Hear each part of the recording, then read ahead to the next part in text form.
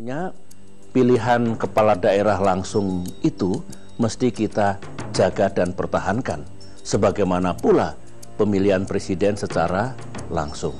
Saya berpikir keras untuk itu. Misalnya, bagaimana kalau kita masih mempertahankan sistem pemilihan langsung, tetapi penyakit-penyakit tadi itu, ekses yang tidak sedikit itu kita cegah, kita hilangkan dalam undang-undang yang baru. Jadi pasal-pasalnya harus tegas dan mengikat. Misalnya, bagi yang melaksanakan kekerasan horizontal, yang bertanggung jawab ditindak secara hukum, eksplisit dalam undang-undang itu. Membiarkan saja konstituennya, pendukungnya ngamuk, marah, membakar, dia kena secara hukum.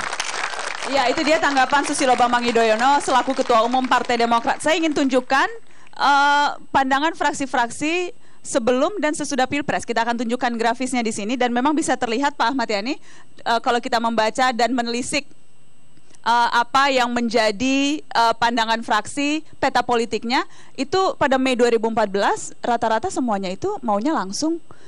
Setelah Pilpres baru kemudian berubah menjadi kembali ke DPRD.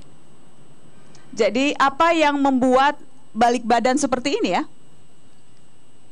Pak Martin, Anda mau menanggapi? Ya, saya lihat Kementerian Dalam Negeri setelah mengkaji mengusulkan agar kita kembali kepada pemilihan tidak langsung.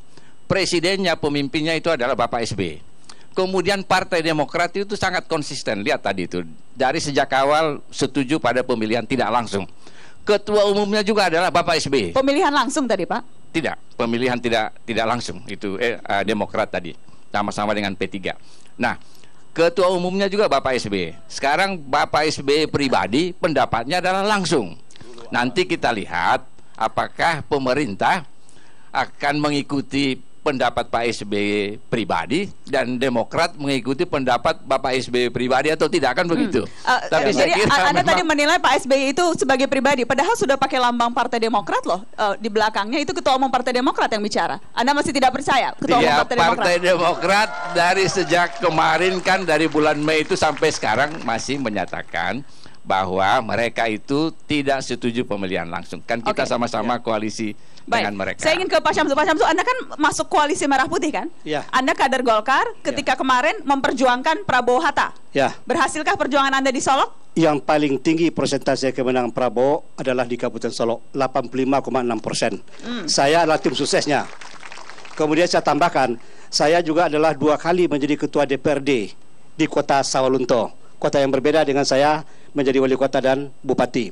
Kemudian saya dilahirkan dari Partai Golkar yang ketika itu belum berkoalisi. Tetapi kenapa sekarang pasca pemilihan presiden dibentuk koalisi Merah Putih hanya berdasarkan hal-hal yang bersifat emosional. Ketika kita merancang sebuah produk hukum yang didasarkan kepada unsur emosi, maka yang hancur adalah rakyat kita sendiri. Rakyat kita sendiri. Kenapa Anda menilai ini unsur emosional? Tadi argumentasinya ilmiah semua.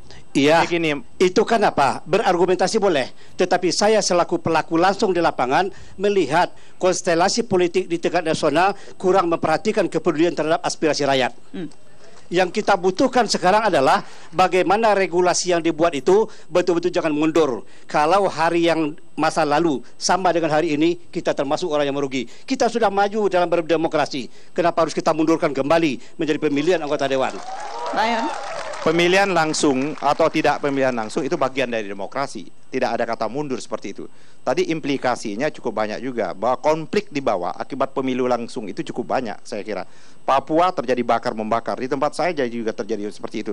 Tapi intinya menurut saya itu adalah pilihan. Saya ingin Anda menanggapi soal yang emosional tadi, Pak Ahmad Yani. Saya kira tidak. Kita dari sejak awal ya kan, kalau P3 itu, kenapa P3? P3 adalah mendengar betul. Kalaupun mendengar betul suara hasil Munas atau hasil ini dari rapat alim ulama yang dilakukan oleh Nahdlatul Ulama. Saya ada catatan pada bulan tahun 2012 tanggal 13.06. Ini catatan saya jelas. Fraksi P3 setuju pemilihan langsung tuh. Coba kita lihat nanti fraksi. Saya ada catatan di sini. Enggak, kita lihat pandangan fraksi. Kita nggak bisa lihat itu dari pandangan-pandangan yang termuat dari apa yang di media. Kita akan lihat di pandangan fraksi. Saya adalah pimpinan fraksi. Karena kita dari Jadi sejak ini bukan awal balik badan karena kalah pilpres? Tidak ada. Kami dari sejak tahun 2012 melalui Harapim Kernas kami di Medan, kami menyatakan P3 untuk menyatakan moratorium. Kenapa itu? Karena kami sudah bertemu dengan Nahdlatul Ulama, kami sudah melihat juga dari MUI. Pertanyaan, apakah Nahdlatul Ulama tidak punya pengikut umat? Dia representasi juga mayoritas organisasi terbesar. Jadi saya tambahkan, seperti itu. Kalau hanya karena persoalan korupsi masuk penjara dijadikan alasan untuk membuat regulasi kembali ke belakang, tetapi itu tidak rasional dan objektif. Persoalannya sekarang adalah seluruh pejabat yang dilantik diambil sumpah dia berdasarkan pemahaman agama masing-masing. Tetapi yang rusak adalah mental dan moral. Bagaimana Pak Jokowi nanti? Baik, kita harus break. Nanti kita lanjutkan setelah pariwara. Akan ada kesempatan saya bertanya kepada audiens yang ada di sini setelah pariwara. Tetap di Mata Najwa.